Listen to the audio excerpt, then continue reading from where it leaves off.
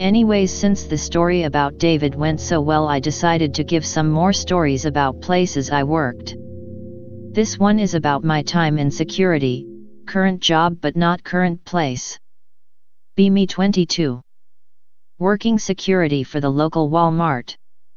Since I was the new guy, they gave me the graveyard shift. Boss gave me camera duty since the only people going to the store during those hours are new parents or druggies. Notice the time was almost 3 a.m. when a very tall and skinny man comes in. Almost looks like a basketball player.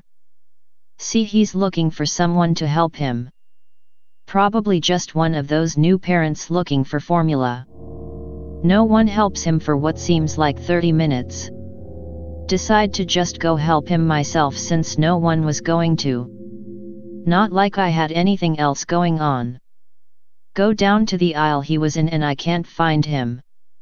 Go to the greeter, this slightly older woman named Angie. Angie, did you see this tall dude come in? Angie looks at me with a weird look. No one's come in since I started my shift over an hour ago, she says. Tell her I saw the dude on the cameras looking for someone to help him. Again she stares at me weirdly. The only door open is the one I'm at, dear. Perhaps you've just been up a bit too long? Yeah, you're probably right, I told her and decided to just go back to my station. Go back to the cameras and notice the man isn't there anymore. As in he fucking vanished. Not a trace he ever existed. Think rationally for a second that he maybe either found what he needed or left entirely. I just didn't see him because it was a long walk from his aisle to my station, so whatever. Think nothing of it and decide to go back to my usual of watching videos and drinking the cruddy coffee someone always made for the overnight shift. At about 3:30 I notice a familiar sight. The tall man came back. Wait, what the fuck? This time he's in a completely different part of the store. A section he could not get to without me at least noticing him walk by. Not even Angie seemed to notice. Not even Ronald the cashier noticed. No one seemed to notice this man walk into this store. Man again seems to be looking for something. This time he grabs something off the shelf and begins to inspect it. Just a box of cereal, nothing more, nothing less. No, this is where I'm supposed to jump in, so I run to his aisle to stop him. Man sees me. I ask, hey. You okay, bud? You need some help? Yes. He said, I need food, for my child. This food. It is not suitable for my baby. Okay, I can help you to the baby food section, okay? Just don't hit yourself anymore, alright? The man nods to me and we begin to walk towards the baby aisle. My walkie-talkie goes off and it's Ronald calling me. Hey Anon, can you help me with this stacking? I think I threw my back out. Ronald, can it wail? I'm with a special customer, I whispered to him. Ronald, being even more new than I, didn't seem to understand what that meant. Come on man, my back feels like it broke.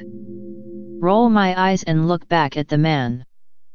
Knowing I was making a huge mistake, I told the man if I could have him wait for me for just a moment to help a colleague. The man then SDS down on the floor and says one can wait. Weird, but whatever. I go help Ronald and like fucking clockwork the man is gone. God damn it. I knew I shouldn't have left this guy alone. Look around the store. Can't find him. Go check the baby section and nothing. Maybe it means he just left. I let out a sigh of exasperation. Decide to just go back again to my boring station. If he was dangerous he would have hurt someone by now.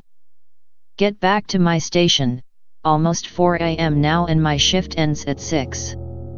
Night was not very eventful all in all, I thought. Just as I say that, the man once again pops up on my screen. Okay, what the fuck? I decide this time not to even wait for him to do something and just go to him.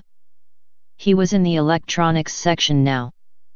And as I got up to begin my long walk over to his section, I saw it.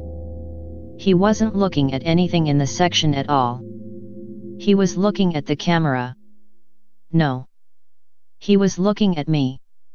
I know it sounds stupid, but the way he stared at the camera, I just knew he wasn't just staring at the ether, he was looking straight at me. Okay, this is officially stopped being an uneventful night. I go to the electronics and meet the man again. Hey. Did you find what you need? Yes. My baby is well fed now. Okay, good. Do you need anything else? Blue man. He called me as such because, well, I was wearing blue. Do you watch me? Hey? Taken back by his question. Do you watch me from there? From the orb in the sky? You mean the security cameras? Yes. Well, as part of my job I actually do have to keep an eye on the whole store to make sure you and the other customers are safe. Why do you watch me, blue man? Well, I don't just watch you specifically. Are you with them, blue man? WDH who? The men who see through black lenses. Who? The men who see through black lenses. They see me, they watch me, they follow me. You mean like people wearing sunglasses? Yes, black lenses. They are always following me, always watching me, for my child. At this point I was going to call for a loony bin transport, but then the man continued. I went of my gut instincts, since we have had many homeless/druggy people in the store who were just stumbling around and never did much of anything but stumble. Thought I do admit it was a rookie mistake. The men who see through black lenses want my child, blue man. And why do they want your baby, sir? At this point I just indulged in his ramblings in hope to just walk him out of the store. He said that his child and intact him were not from this planet but another planet far from ours. My planet is not very special, blue man, but we have secrets.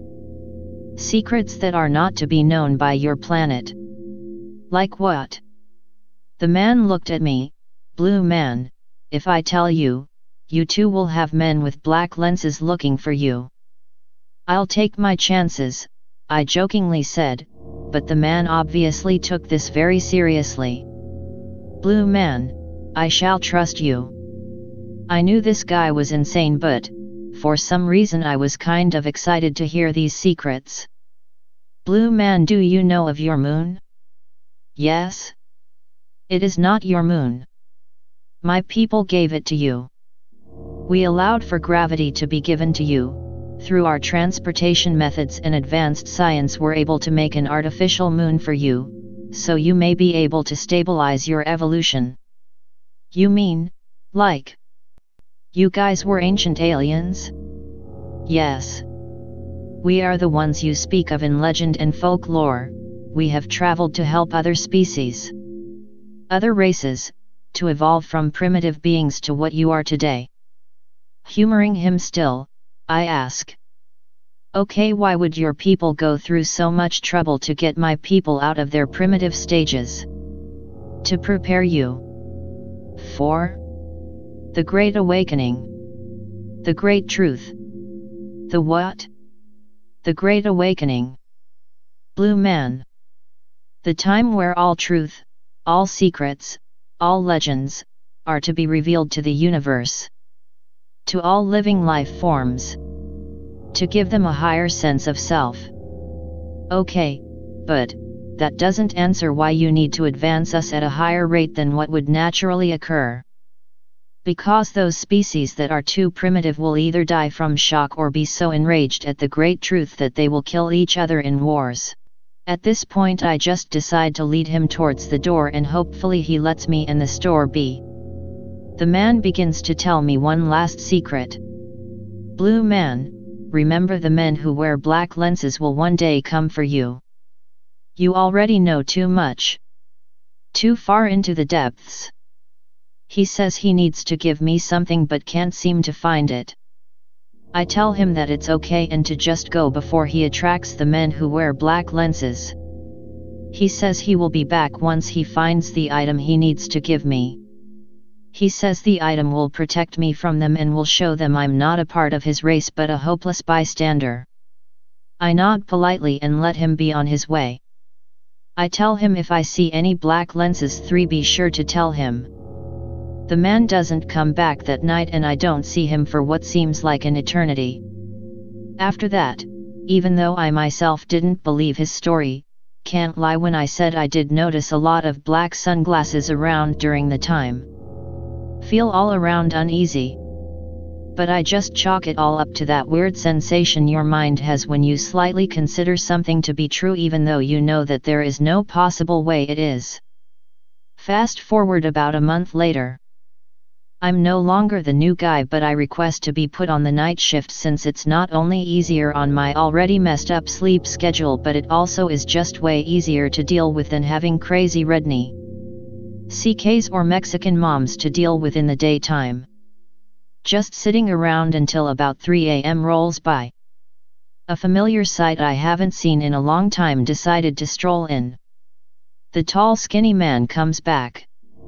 Oh fuck, here we go again. Decide to go greet him since I think he would remember me and be able to talk him down again. I got to his aisle where I notice he seems even more frantic. Blue man. I have the dem for your safety. I tell to keep it and make sure to give it to me some other time. He looks visibly distraught. Blueman, please, you must let me give you this. I tell him that I'll take the gift once I go help another customer. In reality I just went to go call some local sheriff to take him to a ward. Since it was obvious this man was fucking crazy. The whole walk over there I could feel his gaze, his presence, shake it off his nerves. What was I nervous of? Hell if I know. I just was. As I get to the camera room and grab my phone to dial up the sheriff I notice something that made my skin crawl. The man wasn't there. It made me feel so damn anxious, I don't know why since he's vanished before. But this time it felt so much more eerie. I shake it off and begin to dial the number until I heard a voice behind me. Blue man. I fucking froze. I just full on stopped consciously moving. Hell, it felt like my soul had just left my body out of fear. I turned to see this tall skinny man in the security room. With me, this tiny room with a man who I was sure was insane. I was sure he was going to kill me. Blue man, I must give you this. Here, take it. It will protect you. I notice a small white card. Nothing on it but the word sleep. Show it to the men who wear black lenses. They will never bother you again once you see this. I must go now. My child is restless and it is time for us to go home. My mission to evaluate this planet is done. He then bends over and I see it. Fucking carrier. There is no way he has something in there, right? Then I hear small noises coming from the carrier. My heart nearly burst out of my body. Holy shit, is this guy real? Is that an actual baby? Where the fuck did he get it? Is it his? Did he kidnap it? As I say that, the man runs off and I never see him again. Not even in the fucking cameras, he once again just vanishes. As soon as I can move I call the sheriff and tell him to get the fuck down here quick. After I gave my report, nothing seemingly came of it. No one has ever seen that man before or after. I even asked the sheriff if there were any reports of children missing in the area. Sheriff was a friend of my mother's and he didn't mind telling me that as far as he knows no one has reported any child missing, especially not a baby. As I said, no one has seen the man after. But from what has been told to me it's almost like until a month ago he never existed. I don't believe anything he told me that day. But for some reason it still shakes me. The way he spoke with such certainty. The fact he almost recited all of this from memory without ever once missing a beat, the card that I have tried researching and found nothing on, the fucking carrier. With something in it. All of this shit, I can't fucking shake it. I have been in the middle of an armed robbery during the night shift. I have seen hobos fight to the death in front of the store. But nothing has ever once come close to the sheer level of anxiety and uneasiness that man gave me. Pick is the card he gave me. I still keep it in my wallet as proof that that night happened. Thanks for reading.